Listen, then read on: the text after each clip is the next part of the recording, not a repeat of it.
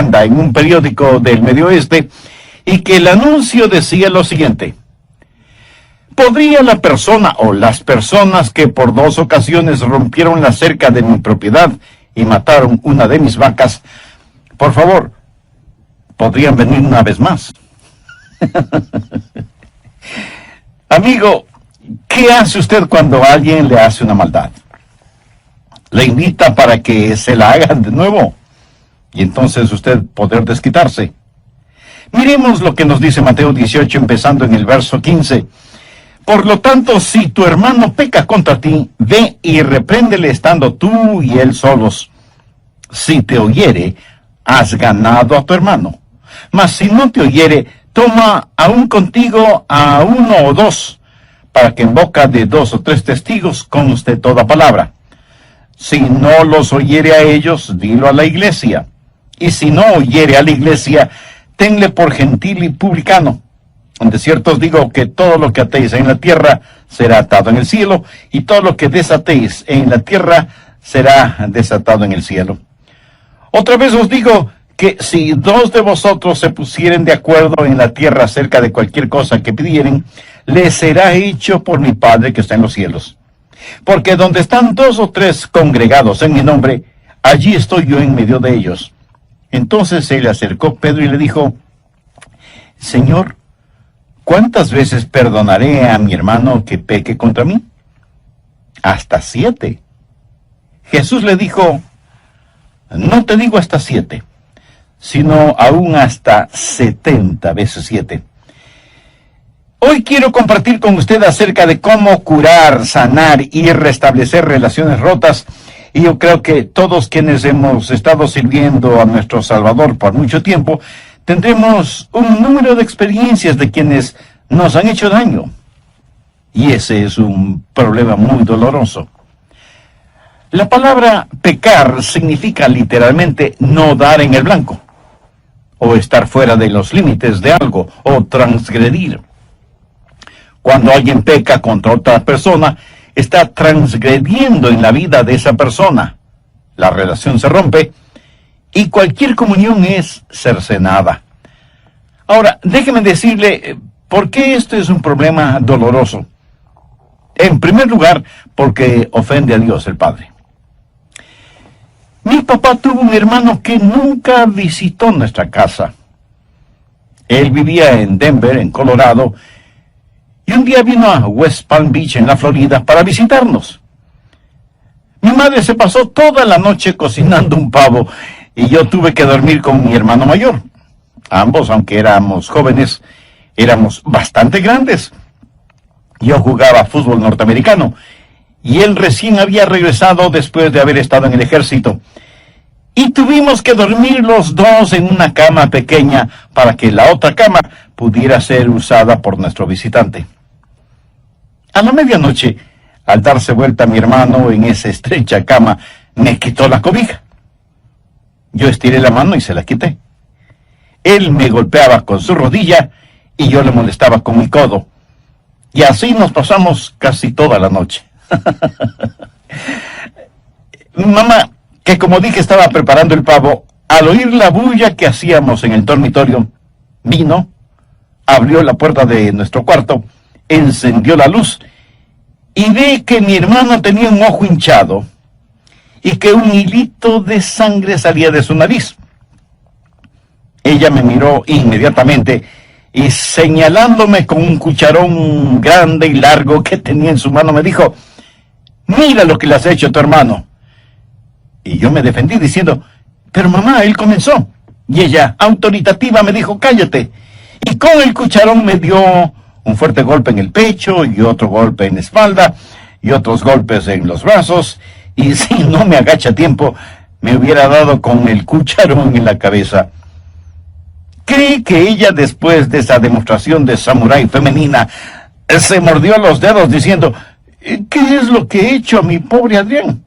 De ninguna manera. A la mañana siguiente, cuando nos reunimos para desayunar, mi hermano tenía una toalla cubriendo su cabeza y en mi brazo se podía todavía ver la huella del cucharón. Y ahí está nuestro tío que nos visitaba por primera vez mirándonos sorprendido. Mi papá estaba realmente muy molesto y mi madre humillada. Y nosotros dos avergonzados. Y como dice el dicho en relación con los perros derrotados, nos sentíamos con el rabo entre las piernas, más bien entre las patas. Y me pregunto si en el cielo no se avergonzará sobre la forma en que algunos de los hijos de Dios se comportan. Quiero decir, creo que avergonzamos a Dios el Padre cuando no nos llevamos bien entre hermanos y hermanas. Y no estoy hablando de relación sanguínea. Eso deshonra al Padre, pero también desanima a los creyentes. No hay nada peor que estar en una iglesia donde no existe armonía. Y no existe nada más dulce y atractivo que estar en una iglesia en donde la armonía es evidente entre todos. El Salmo 133:1 dice: mirad cuán bueno y cuán delicioso es habitar los hermanos juntos en armonía. El Señor Jesús en el capítulo 17, verso 21 de Juan dice: para que todos sean uno como tú, oh Padre, en mí y yo en ti, que también ellos sean uno en nosotros, para que el mundo crea que tú me enviaste. ¿Se había percatado usted que la unidad entre los creyentes es una forma de evangelizar silenciosamente?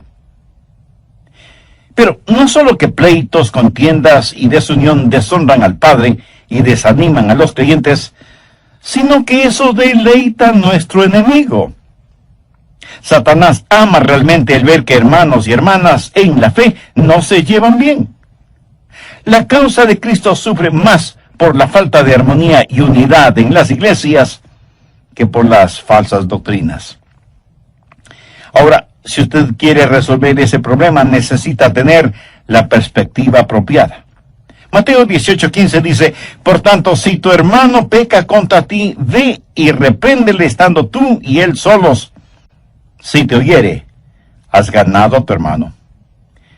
Cuando hablo de perspectiva apropiada, tengo en mente tres cosas. Lo primero que usted necesita hacer es considerar su relación con esa persona que ha pecado contra usted. Puede ser su hermano o hermana en la carne, o puede ser su hermano o hermana en la fe, quienes, como usted, llaman a Dios Padre. Y usted necesita considerar esa relación. Y usted puede arguir sobre este punto diciendo: pero él o ella no son mis hermanos espirituales. Nunca se han salvado, aunque son miembros de la iglesia. Bueno, si no son sus hermanos en Cristo, entonces quiere decir que están ciegos espiritualmente y por lo tanto caminan al infierno. ¿No es eso una razón muy poderosa para que usted ore más intensamente por ellos? Pero si él o ella son sus hermanos espirituales, el hacerles daño es hacerse daño a usted mismo, porque tanto ellos como usted son miembros del cuerpo de Cristo. Así que considere esa relación. No importa lo que una persona haga o cuánto le hayan hecho daño, ellos necesitan más de su amor. Veamos primera de Juan 3:16. En esto hemos conocido el amor, en que Él puso su vida por nosotros. También nosotros debemos poner nuestras vidas por los hermanos. Y en Gálatas 6:10 Pablo dice: así que, según tengamos oportunidad, hagamos bien a todos, y mayormente a los de la familia de la fe. Cuando usted está desarrollando una perspectiva apropiada, primero considera la relación, segundo considera la responsabilidad, que es lo que leímos en Mateo 18:15. Por tanto, si tu hermano peca contra ti, ve y repréndele estando tú y él solos. Si te oyere, has ganado a tu hermano. Escúcheme, cada creyente que fracasa es la responsabilidad de otro creyente. Cuando un hermano o hermana fracasa, otro hermano o hermana deben ayudarle a levantarse, porque la Biblia dice en Gálatas 6:1, hermanos, si alguno fuere sorprendido en alguna falta, vosotros que sois espirituales, restauradle con espíritu de mansedumbre, considerándote a ti mismo, no sea que tú también seas tentado. Así que considere su relación tanto como su responsabilidad. Si alguien le ofende, es su responsabilidad el tratar de arreglar positivamente esa relación. Y cuando considere su relación y su responsabilidad, es muy importante que se considere a usted mismo. Veamos nuevamente Gálatas 6:1. Hermanos, si alguno fuere sorprendido en alguna falta, vosotros que sois espirituales, restauradle con espíritu de mansedumbre, considerándote a ti mismo, no sea que tú también seas tentado. Ahora, ¿cómo se considera usted mismo? Si usted va a tratar de enderezar la vida de alguien, ¿es usted culpable del mismo pecado? El apóstol Pablo dijo en Romanos 2, los primeros 3 versos, por lo cual eres inexcusable, oh hombre, quien quiera que seas tú que juzgas, pues en lo que juzgas a otro, te condenas a ti mismo. Porque tú que juzgas, haces lo mismo. Mas sabemos que el juicio de Dios contra los que practican tales cosas es según verdad.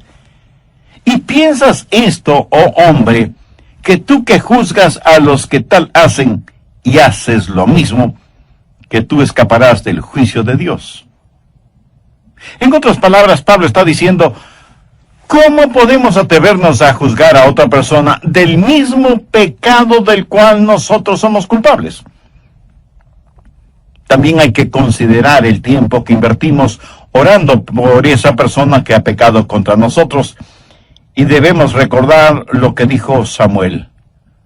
Así que, lejos sea de mí que peque yo contra Jehová, cesando de orar por vosotros. Y no solo que debemos orar por aquellos que han pecado contra nosotros, sino que debemos preguntarnos, ¿hemos sido nosotros mismos un buen ejemplo para ellos? Por favor, anote Hebreos 12:13. Y haced sendas derechas para vuestros pies, para que lo cojo no se salga del camino, sino que sea sanado. O sea que si su vida no es un buen ejemplo, la vida de alguien más puede ser eternamente afectada. Hasta aquí le he hablado acerca de la perspectiva. Ahora quiero hablarle acerca del procedimiento. ¿Qué hacer? ¿Cuál es el procedimiento si alguien peca de alguna forma contra usted? En primer lugar, usted va a ver a esa persona. Enfatizaré nuevamente lo que dice Mateo 18:15. Por tanto, si tu hermano peca contra ti, ve y repréndele estando tú y él solos. ¿Lo entiende? Usted lo visita privadamente. Si alguien peca contra usted, no lo divulgue a los 4 vientos. Vaya donde la persona que le ofendió y no se lo diga a nadie. ¿Por qué? Simplemente porque los demás podrían considerar lo suyo solo como un chisme. Mire lo que dice Proverbios 16:28. El hombre perverso levanta contienda, y el chismoso aparta a los mejores amigos. Y en Proverbios 25:9 leemos, trata tu causa con tu compañero, y no descubras el secreto a otro. Para ilustrar un poco más este punto, voy a usar nombres ficticios. Supongamos que Raúl ha pecado contra mí, o yo tengo la impresión de que él ha pecado contra mí. Así que yo voy a hablar con Raúl. Y no necesito decirle ni a Jaime, ni a Pedro, ni a nadie más que voy a hablar con Raúl. ¿Por qué? Porque bien pudiera ser que Raúl no pecó contra mí. A lo mejor yo pienso que lo hizo, y tal vez no estoy equivocado en mi manera de pensar, porque aunque no nos guste admitirlo, a veces podemos estar muy equivocados en cuanto a lo que pensamos que otras personas han hecho en contra de nosotros.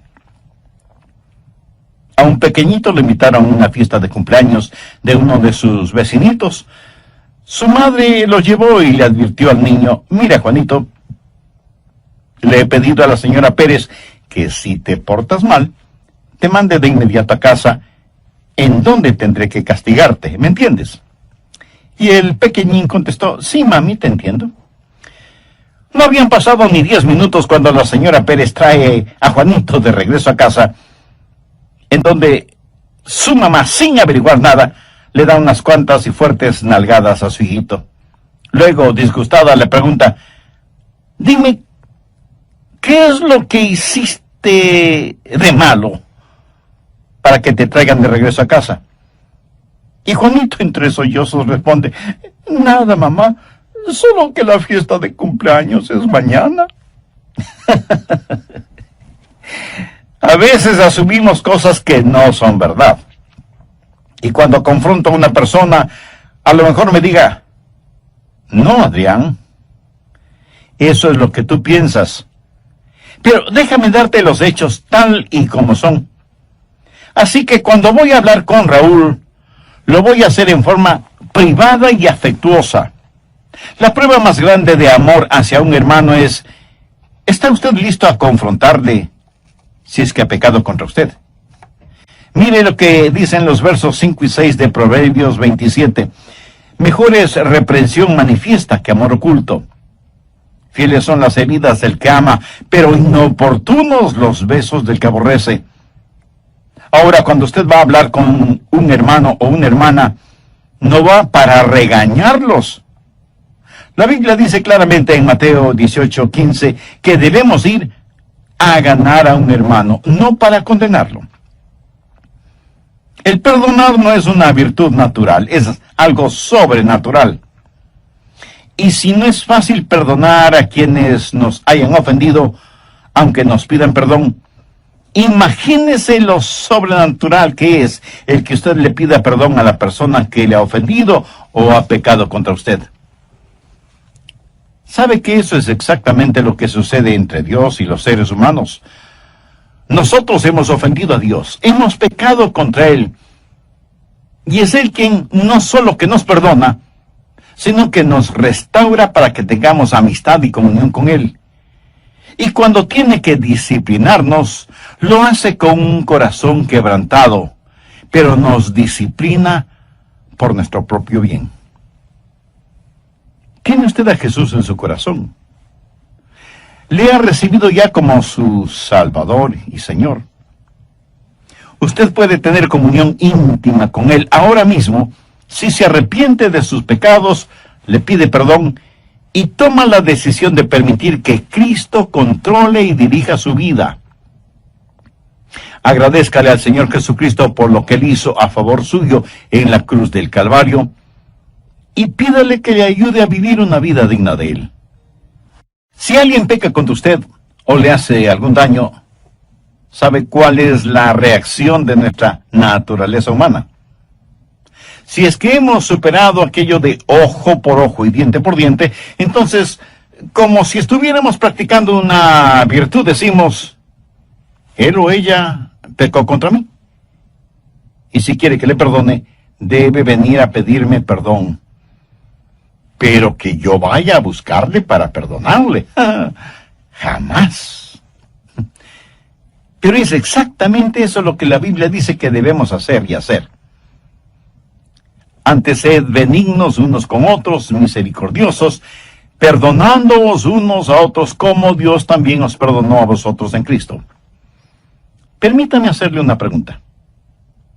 ¿Dios le buscó a usted? Por supuesto que sí. ¿Por qué amamos a Dios?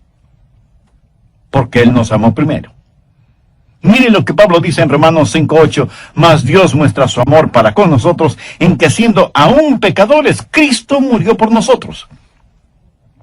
Ahora si alguien peca contra nosotros, no podemos darnos el lujo de esperar que ellos vengan a nosotros, nosotros vamos a ellos.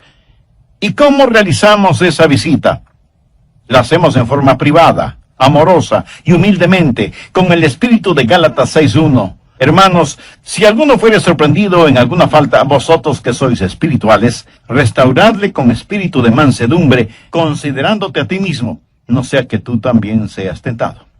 Evidentemente Simón Pedro estuvo escuchando todo esto, Y se puso a pensar, porque sabía que algunos habían pecado contra él, así como él había pecado contra otros. Y estuvo pensando, ¿cuál es el límite en este asunto? Veamos Mateo 18:21. Entonces se le acercó Pedro y le dijo, Señor, ¿cuántas veces perdonaré a mi hermano que peque contra mí? Hasta 7 veces. En la mente de Pedro, este asunto del perdón debía tener un límite, porque él creía que no se puede perdonar indefinidamente, porque mientras más una persona peca, menos son las posibilidades de perdón. Es decir, llega un momento en que hay que decir, basta, no más. Y Jesús le dijo que esto del perdón no es un asunto de matemáticas. Jesús le dijo, no te digo hasta 7 veces, sino aún hasta 70 veces 7. Esto es algo interesante porque la verdad del asunto es que si usted perdona genuinamente a una persona una vez, entonces ese pecado debe desaparecer para siempre. Y si le vuelven a ofender de la misma manera, es como que si le ofendieran o pecaran contra usted por primera vez. No será como la 4ª o 7ª vez, será como si fuera la primera vez. Y usted no mantiene una libreta de notas para anotar el nombre de las personas que pecan contra usted, qué clase de pecado fue y qué número fue. El amor, mi amigo, no mantiene archivos. Usted humilde y libremente perdona a su hermano o hermana antes de que la falta de misericordia infecte su vida. Y perdona completamente, totalmente. De paso diré que cuando usted va a una persona en busca de perdón, asegúrese de que es perdón lo que recibe. Porque una persona orgullosa podría decirle, oh, no tiene importancia, está bien, olvídalo. Usted debe decir, yo quiero que me perdones. El olvidar una ofensa solo será realidad cuando esa ofensa es perdonada. Cuando esa página en la relación con determinada persona es una página nueva y limpia, y no una página simplemente medio borrada. Debemos perdonarnos unos a otros como Dios en Cristo nos perdona a nosotros. Ahora, todo esto nos pone frente a un problema. ¿Qué si la persona no quiere escucharnos? ¿Cómo frecuentemente sucede? Y dirán, yo no te hice nada malo, o no necesito pedirte perdón ni necesito de tu perdón, o sí, hice lo equivocado y a ti qué te importa. ¿Qué hacer en casos así? Un nuevo elemento, la confirmación.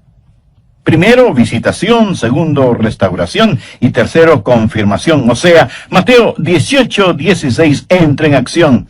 Mas si no te oyere, toma aún contigo a 1 o a 2, para que en boca de 2 o 3 testigos conste toda palabra. Así que usted necesita a alguien que sirva de testigo para que 2 o 3 son necesarios para testificar y confirmar, porque usted podría estar equivocado y la otra persona tener la razón. Todos tenemos nuestros puntos ciegos. Yo los tengo. Todos los tenemos. Ahora Jesús no habló de agentes secretos cristianos. Las personas que le acompañen no van para testificar contra la otra persona, sino a tratar de ganar a la otra persona.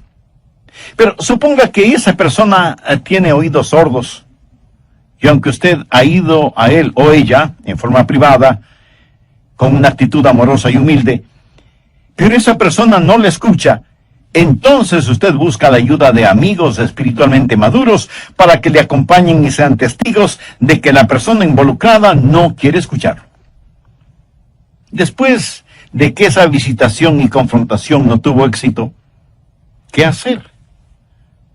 Bueno, usted pone el asunto en conocimiento de la iglesia porque ya se vuelve un asunto sumamente serio. Busque Mateo 18:17. Si no les oyere a ellos, dilo a la iglesia. Y si no oyere a la iglesia, tenle por gentil y publicano. El asunto está ahora frente al liderazgo de la iglesia y la persona será confrontada por los líderes espirituales. Pero nunca pierda de vista que el objetivo no es condenar a esa persona, sino recuperar a esa persona y que sea desafiada a un profundo examen de conciencia. Al mismo tiempo, la iglesia debe examinarse para saber si en verdad está administrando a las necesidades emocionales y espirituales de esa persona y si se ha tomado como responsabilidad seria el orar por ella, por su arrepentimiento y por su restauración.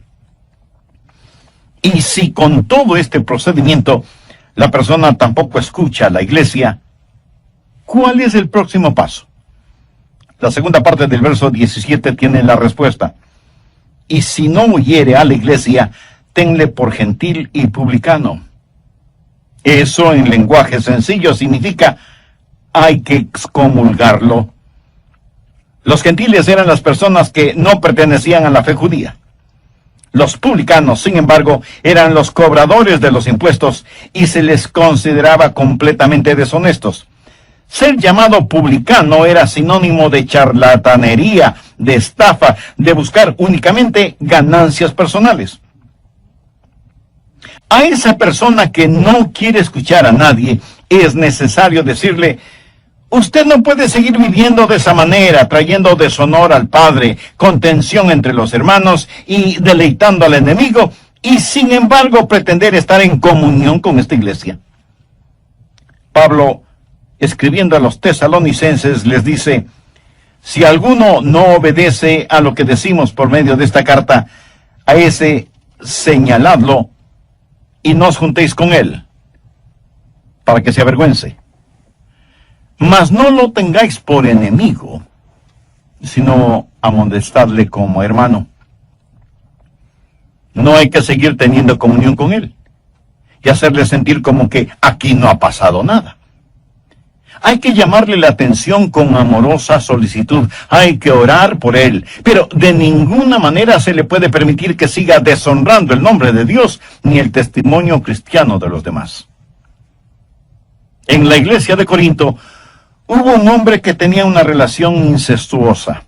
De hecho, tenía relaciones sexuales con la mujer de su padre, o sea, su propia madrastra. Esa era una cosa horrible. Tanto que Pablo dijo que eso no se veía ni siquiera entre los paganos. Busque 1 Corintios 5:5, en donde el apóstol, en referencia con este asunto, dice: el tal se ha entregado a Satanás para destrucción de la carne, a fin de que el espíritu sea salvo en el día del Señor Jesús. Lo que eso significa es que Dios quita su manto de protección sobre esa persona que ha estado sirviendo más al diablo que a Dios, y debe ser separado de la comunión fraternal, no porque no le amemos, sino precisamente porque la amamos. Aquí se está hablando de la destrucción de la carne, o sea, del cuerpo físico, de la naturaleza carnal, para que la naturaleza espiritual pueda subsistir. Pablo también tuvo que enfrentar otra situación. Busque 1 Timoteo 1:20, de los cuales son Himeneo y Alejandro, a quienes entregué a Satanás, para que aprendan a no blasfemar. Estos dos hombres habían sido miembros de esa fraternidad, pero habían estado viviendo en el pecado de la blasfemia. Personas en estas categorías deben ser excomulgadas y dejadas fuera de la comunión fraternal. Pero ponga mucha atención a lo siguiente. Esto debe ser hecho como último paso, como el último recurso, o sea, después que todos los demás pasos previos y bíblicos no han dado ningún resultado con esa o esas personas, hombres o mujeres. No es cuestión de saber que alguien ha fallado en algo y privarlo de la comunión, porque todos nosotros fallamos de alguna forma alguna vez. Todos nosotros.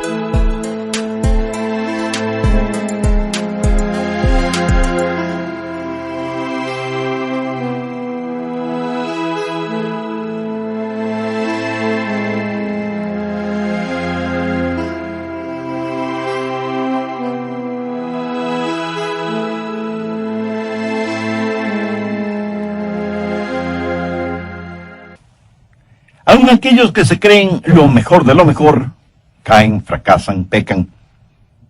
Y recuerde que la iglesia no es un museo donde se exhiben los santos, más bien es un hospital para los pecadores. Una versión parafraseada de Romanos 14:1 dice: recibe a un hermano en la iglesia, aunque él casi no crea que Cristo pueda salvarle. Debemos aceptar a los bebés en Cristo, a los débiles en la fe, a quienes tropiezan y pecan, y debemos amarles, confrontarles, ayudarles y edificarles. No excluirles simplemente porque han caído, pues porque han caído necesitan más de la iglesia. Pero de lo que se está hablando en este pasaje es de una persona recalcitrante, necia, obstinada. Una persona que dice: no voy a cambiar. Escojo esta manera de vivir, ese es mi estilo de vida. Repudio el amor que me muestran. Quiero transitar por mi propio camino. No escucharé a ningún hermano que venga a mí. No haré caso de los testigos que le acompañen. No escucharé a la iglesia que me ha desafiado. Entonces, con el corazón quebrantado, tendremos que decir a esa persona: hermano o hermana, lo sentimos profundamente, pero no puede continuar viviendo de esa manera y teniendo comunión en la iglesia. Usted mismo se ha vuelto como un gentil y publicano. Entonces, ¿qué hacer con una persona así? Primero, la ama y trata de ganarla para Cristo. Pero no le permitimos que vierta su veneno en la congregación. No podemos, no debemos permitir a esa persona herir, distorsionar y vilipendiar la causa de Cristo. Así que, si alguien ha pecado contra usted, no haga eso un asunto de chisme. No venga a decirme a mí lo que esa persona le ha hecho. Vaya usted donde esa persona, ore y vaya con amor, humildad y gentileza y trate de ganar a su hermano o hermana. Si no le escuchan, busque que le acompañen 2 o 3 hermanos de confianza, espiritualmente maduros, y vuelvan donde esa persona. Si él o ella no les escucha, traiga el asunto al conocimiento de la iglesia y que la iglesia los confronte. Y si tampoco escuchan a la iglesia, aunque se nos quebrante el corazón, debemos tratar a esas personas como si nunca ellas hubieran conocido a Jesucristo como su Salvador y Señor. Pero recuerde, ese es el último paso, el último recurso. El primer paso siempre debe ser tratar de restaurarles y traerles de regreso al redil. Hace años, y cuando era pastor en una iglesia, les dije a los diáconos que no estaba satisfecho con la forma en que se practicaba la disciplina bíblica en esa iglesia. De paso, debo decir que se debe practicar disciplina bíblica en las iglesias cristianas, si es que como creyentes e iglesias cristianas queremos ser de impacto y ejemplo en el mundo. Creyentes e iglesias santos. Pero tampoco queremos una iglesia en donde los miembros piensen que son mejores que otras personas. No debemos ser parte de una iglesia que no da cabida a quienes han caído y están heridos emocional y espiritualmente. Queremos iglesias que al orar puedan decir: Dios, envíanos un avivamiento. Que tengan la absoluta seguridad de que Dios no les dirá: si quieren avivamiento, primero limpien sus vidas y no sigan practicando cosas que yo claramente he prohibido en mi palabra. Como iglesia,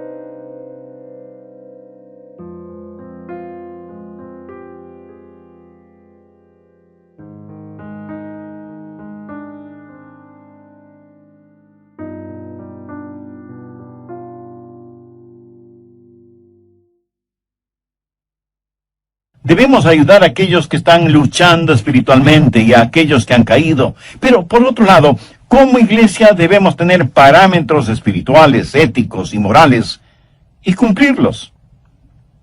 En nuestros días, muchas iglesias, en vez de ser un aprisco, se han convertido en un zoológico en donde todos entran, pero nadie sale. El Señor Jesucristo no nos deja divagando por aquí o por allá. No nos deja solos y sin esperanza. Y en su palabra nos enseña cómo debemos comportarnos como creyentes, cómo amar a otros y cómo perdonar y restaurar la vida espiritual de hermanos y hermanas en la fe.